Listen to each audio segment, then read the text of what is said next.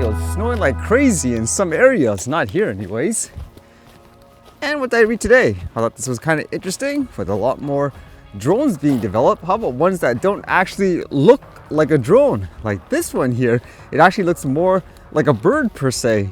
Like it says here, China has developed a new type of Ornithopter, an aircraft that flies by flapping its wings. And experts said on Sunday that the small bird-like aircraft has application potential in fields like ecological monitoring and environment protection.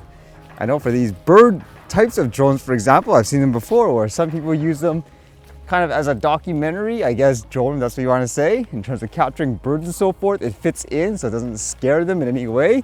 So it's apparently the size of about, I guess, a falcon, and interestingly enough, apparently this thing can, let's just say, swoop down and attack a target, like let's say another drone, for example. So it could be used as, I guess, a weapon, or since it's hard to tell whether or not it's a real bird or not, if you just quickly glance, I suppose people could use it for reconnaissance purposes and all that. And like a bird, I guess it could fold its wings during mid-flight, morph into different, I suppose, shapes depending on the situation. Would you actually like a drone like this? I'd like it, I guess, just for documentation purposes, I guess. If you're capturing things, for example, like wildlife, then again, just based on what I see here, I wouldn't be surprised if it's meant more for things like military applications and all that too, huh? And I was reading this, it sounds like DJI's in the news again. Doesn't sound like they can get any breaks in terms of, I guess, that perception that their drones are unsecure and all that. This one says, DJI enhances drone airspace security amid competitors' national security accusations. A US drone airspace management competitor raises national security concerns over DJI's AeroScope firmware update. DJI defends its commitment to safety. In a recent development that has stirred the drone industry, a US manufacturer of drone airspace management products, a direct competitor of DJI AeroScope, has raised concerns over DJI's latest firmware upgrade, alleging it poses a national security threat. DJI, a leading drone manufacturer, has responded to clarify these claims, emphasizing its commitment to airspace safety and responsible drone usage. So this is that piece of hardware that was designed to track their own drone products in general, and it says initially the AeroScope signal was unencrypted to facilitate easy detection by authorized entities such as airports and secure facilities. However, to counteract unauthorized access and use of this data by other manufacturers, DJI recently transitioned to an encrypted protocol, requiring users to update their equipment for continued AeroScope compatibility. The competitor's allegations centered on the accusations that DJI's encrypted update introduces Chinese government-specified encryption to the signals, potentially allowing for the selective invisibility of DJI drones based on geographic location and serial number. DJI has refuted these claims, stating that the update strengthens the security and privacy of drone operations, aligning with global standards for safe and responsible drone use. The company reassures that this move is in line with its long-term commitment to enhancing drone safety and security rather than compromising it. It's kind of interesting too with this article, they keep mentioning that, I guess, phrase, it was a competitor that brought this up. Would you say a lot of these concerns are just purely, let's just say, commercially motivated, where people don't want this company, for example, to flourish in places like the US?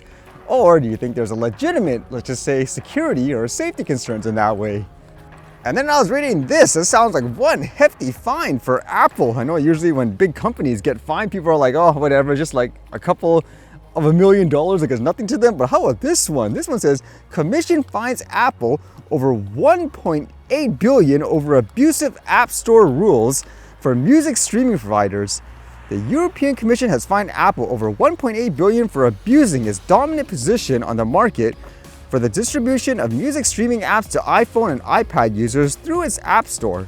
In particular, the Commission found that Apple applied restrictions on app developers, preventing them from informing iOS users about alternative and cheaper music subscription services available outside the app. This is illegal under the EU antitrust rules. The Commission's investigation found that Apple bans music streaming app developers from fully informing iOS users about alternative and cheaper music subscription services available outside of the app, and from providing any instructions about how to subscribe to such offers. In particular, the anti-steering provisions ban the app developers from, like it says here, informing iOS users within their apps about the prices of subscription offers available on the internet outside of the app. informing iOS users within their apps about the price differences between in-app subscriptions sold through Apple's in-app purchase mechanism and those available elsewhere. And it says, including links in their apps leading iOS users to the app developer's website on which the alternative subscriptions can be bought. App developers were also prevented from contacting their own newly acquired users, for instance, by email to inform them about alternative pricing options after they set up an account. So what would you think there? Do you think that fine will do anything? Is it justified? Either way, that's a hefty fine again, because usually in a lot of cases it's just a couple of million, and again, it's nothing for companies, but in this case, I think that's going to put a dent regardless of who you are.